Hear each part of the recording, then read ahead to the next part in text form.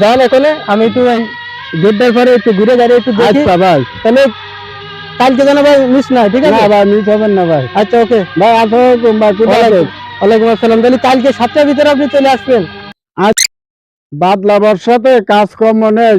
শুনলাম জুয়েল ভাই বিদেশ থেকে আয়েছে, তাদের জুয়েল ভাই কাছে কিছু টাকা ধার নেওয়া যায় কিনা, কাজকর্ম করে তা দিয়ে দেওয়া হবে। এখন বাস দিতে হবে।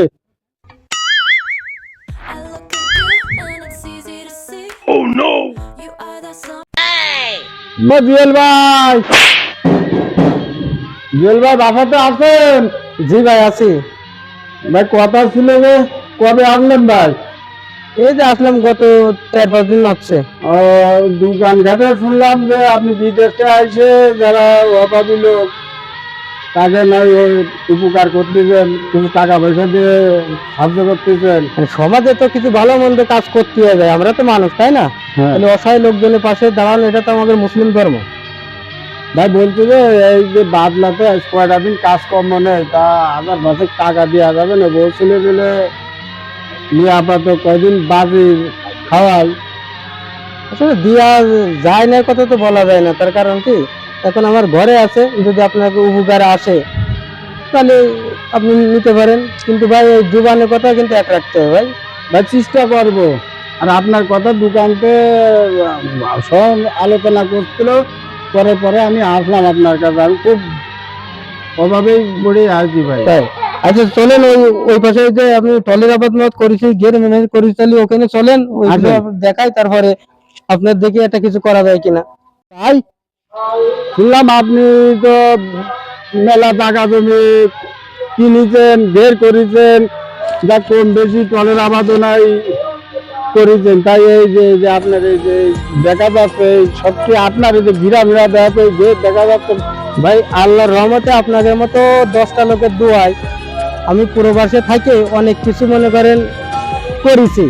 এইটা আমার মা বাবার দোয়াও আছে, উপরে আল্লাহ আছে, তার দোয়াও আছে, গরিবের দোয়া আছে, যে গরিব অবশ্যই অবশ্যই। অনুদান দেন, যাক আল্লাহ তাদেরও একটু আছে।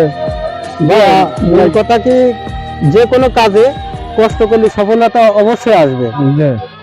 বিষয়টা তো আমি বিদেশে কষ্ট করেছি, হয়তো সকালে খাইছি, দুপুরে খাইনি, দুপুরে খাইছি, রাত্রিবেলা খাইনি, এইভাবে কিন্তু একের পর এক টাকা ইনকাম করে আজ কিন্তু আমার দেশে এরকম আর্থিক আমার বানাতে হয়েছে, বুঝলেন?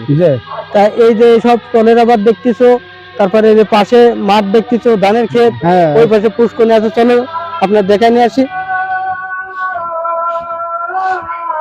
ভাই আপনি দেশে কি কাজ করেন ভাই? ভাই ওই দিন মজুরি কাজ করি, ওই যে এখন যে কাজ হয় রডের কাজও করি, রাজের কাজও করি। আপনার হচ্ছে যে খেত, এই যে ধানের বই, এইসব 99 সব কাজ করতে হবে। গরিব মানুষের সব কাজ করতে হবে। ঠিক আছে ভাই, দেশে তো কাজ করলে আসলে ভাতের কষ্ট হয় না, তা আপনি হঠাৎ করে এভাবে পড়ে গেলেন, কি ব্যাপার আর্থিকতে? ভাই আর্থিকতে পড়লাম ভাই,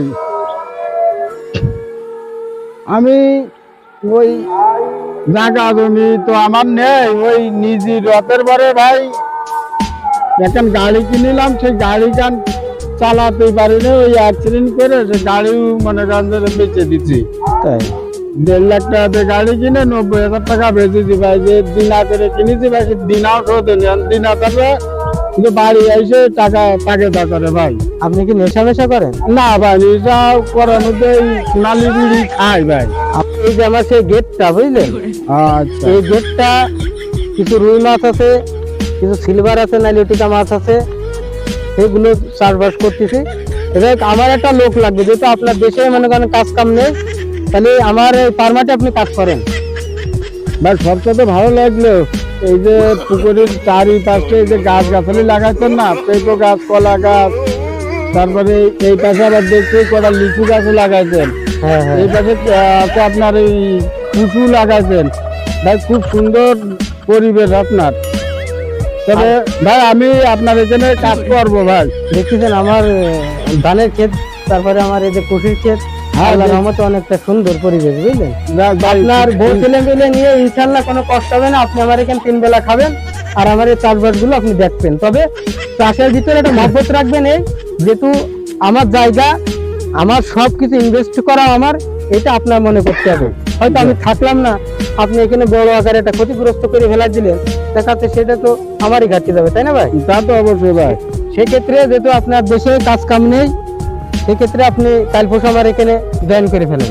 আলহামদুলিল্লাহ। তবে তবে একটা জিনিস আপনার মাথায় রাখতে হবে ভাই, আমার এই সীমানার ভিতরে কোনো নেশাবান কোনো মাদক দ্রব্য কাজবাজ এখানে চলবে না। না কারণ ভাই। যখন আপনি এখানে নিরিবিলি থাকবেন, হয়তো আপনার বন্ধু ফ্রেন্ড সার্কেল আছে, ওরা এসে বলবে যে এখানে আমরা একটু বসে আড্ডা গাই করি, এটা কিন্তু আমার এই ব্যবসার ক্ষেত্রে করা যাবে না। না বুঝলেন? পারবো না ভাই।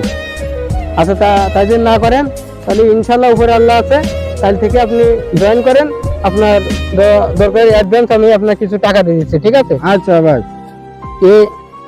এই টাকাটা নিয়ে বউ ছেলেবেলের চাল টাল নিয়ে যায়, বউ ছেলেবেলের খাবেন, ঠিক আছে ভাই?